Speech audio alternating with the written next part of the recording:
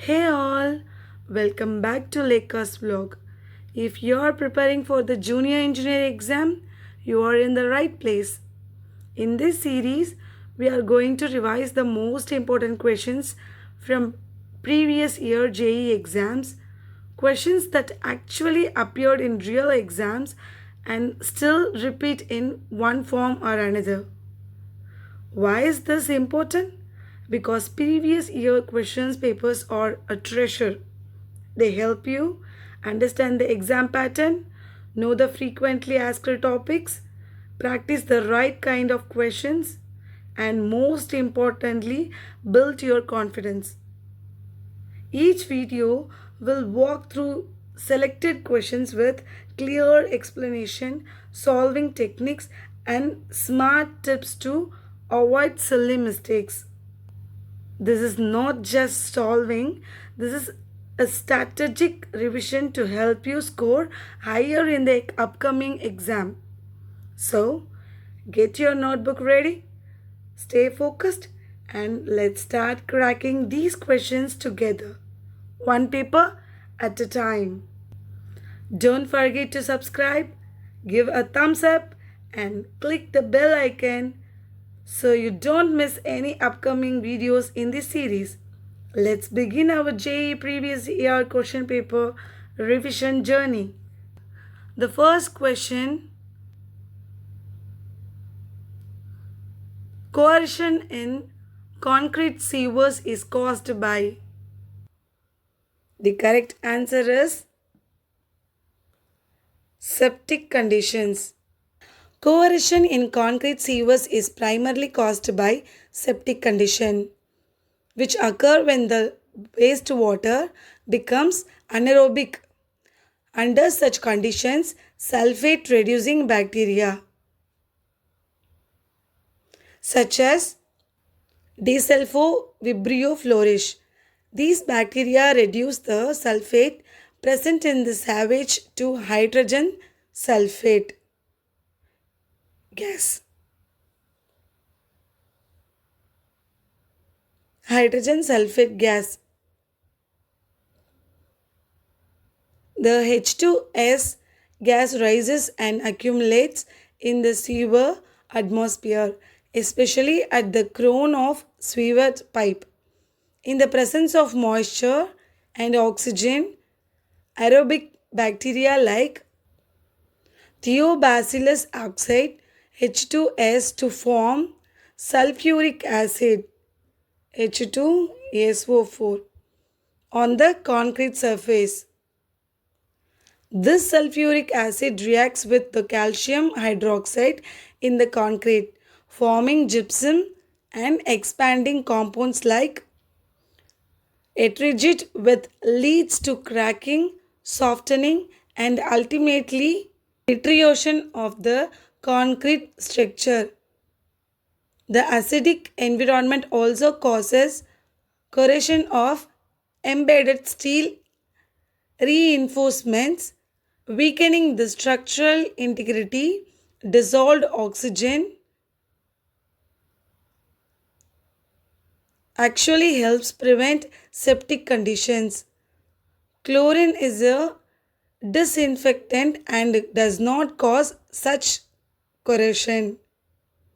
Nitrogen is not directly related to this biochemical process. So, therefore, septic conditions are the root cause of biogenic corrosion in concrete sewer systems. Let's move on the second question.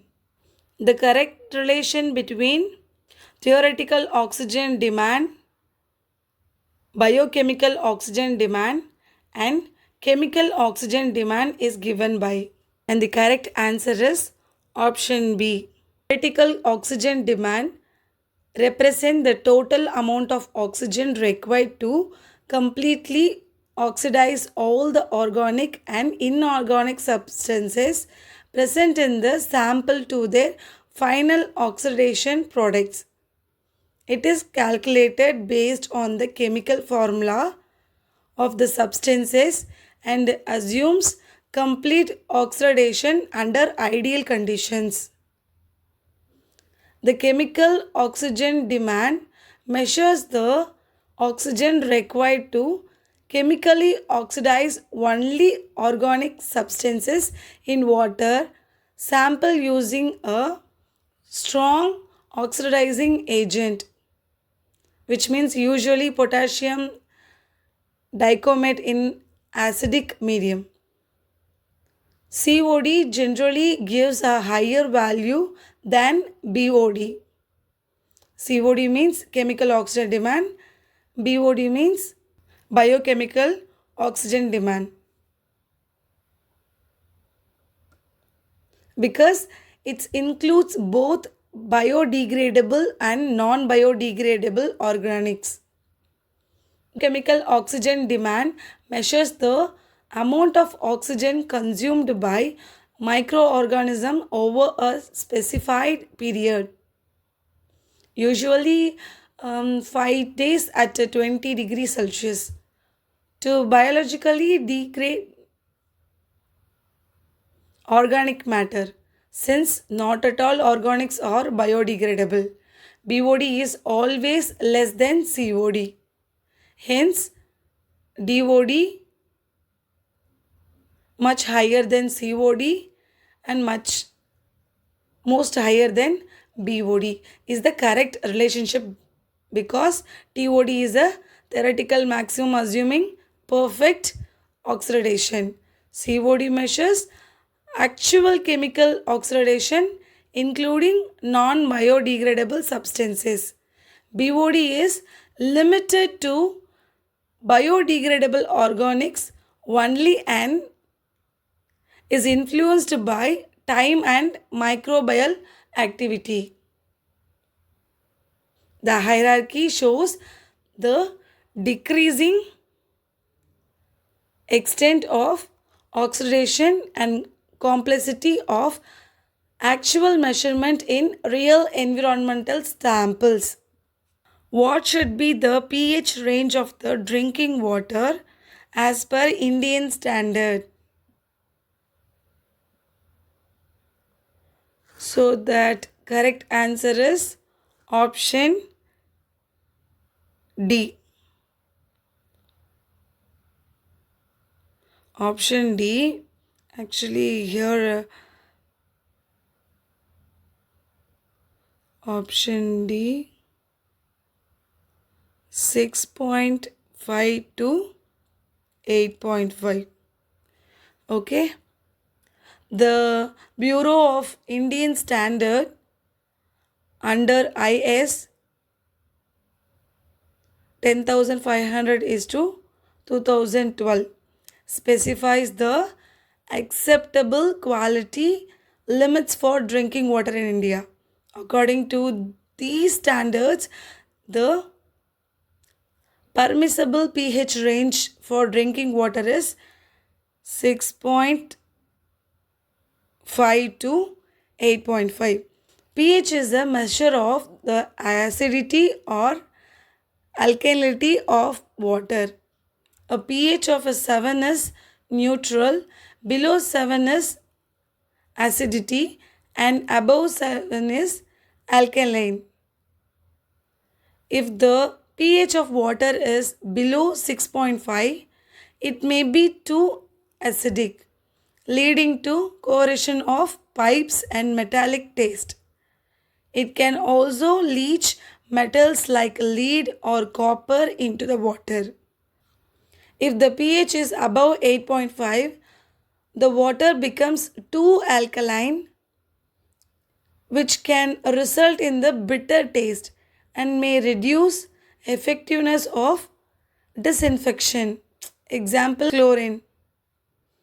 Water within the 6.5 to 8.5 ranges generally considered safe, palatable and non-corrosive to plumbing.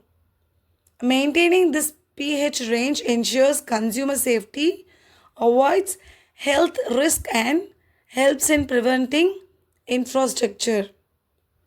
This ranges also support the efficient working of water treatment plants and enhances the effectiveness of purification process.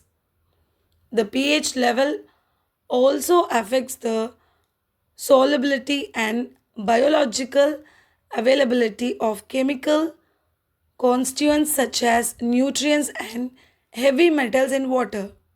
Therefore, as per Indian standard, drinking water should always be tested and maintained in the 6.5 to 8.5 pH range to ensure its safety and quality. Let's move on the next question. Standard, here will come standard is TNPSC. Standard EDTA. EDTA means ethylene diamine tetraacetic acid. So EDTA solution is used to determine the correct answer is option A, oddness in water. EDTA is a chelating agent commonly used in isometric titration. It forms stable water soluble complexes with metal ions like calcium, calcium and magnesium, which are primary contributors to water hardness. During titration, EDTA binds with these ions and endpoint is usually detected using an indicator such as erythrochrome black tea.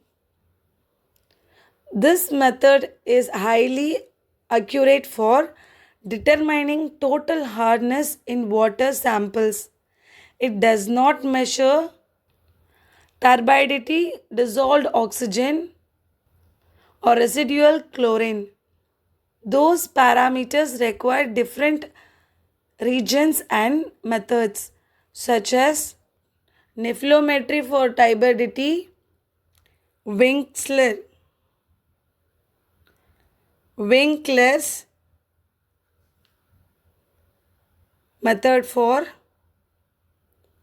dissolved oxygen, orthotolidine for residual chlorine. Thus, EDTA is specific for hardness analysis. And last and the final question, if the average daily consumption of a city is 1 lakh meter cube, the maximum daily consumption on peak hourly demand will be. The correct answer is option D, 2,70,000 meter cube. To determine the maximum daily consumption on peak hourly demand, we need to apply a peak factor to the average daily consumption.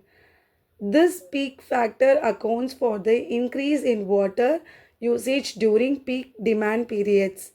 As per standard practice in water supply engineering, the maximum daily demand is often taken as 1.8 times the average daily demand. Furthermore, the peak hourly demand on that maximum day can be as high as 1.5 times the maximum daily average. So the formula is peak hourly demand on maximum day equal to average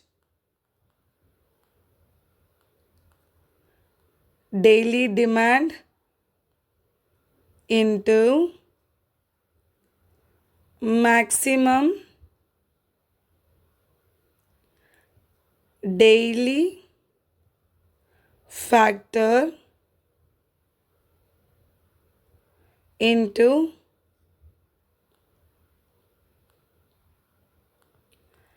peak hour factor.